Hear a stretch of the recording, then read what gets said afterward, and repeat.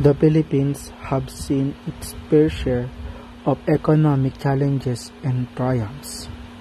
But behind the numbers and policies are minds that shape the nation's economic future.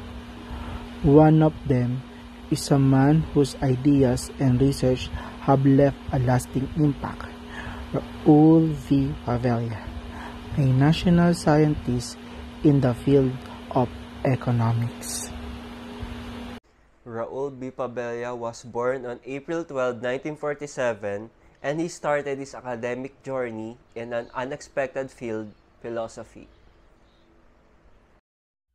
He earned his Bachelor of Arts degree from San Carlos Major Seminary. But his passion for understanding society and its economic dynamics led him to pursue a master's degree in economics at the University of the Philippines School of Economics. His thirst for knowledge didn't stop there. He went to obtain his PhD in economics from Yale University, one of the world's leading institutions.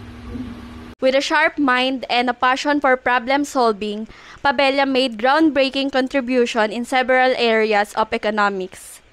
His research in game theory and mathematical economics helped explain decision-making and processes in governance and institutions.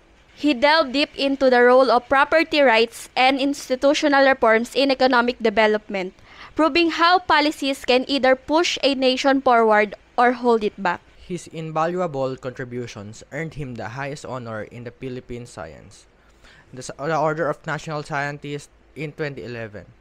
This recognition cemented his legacy as a thought leader in economics, inspiring future generations of scholars and policymakers. Even beyond the walls of academia, Pabella's insights continue to shape the country's policies, economic reforms, and institutional frameworks. His advocacy for better governance, the relegation, and property rights serves as a guiding light for a more prosperous Philippines. The work of a great thinker never truly ends. Raul V. Pabella's research and advocacy remain relevant today, challenging us to rethink policies, governance, and economic structures. Will we take up the challenge to build on his legacy and create a better future for our nation?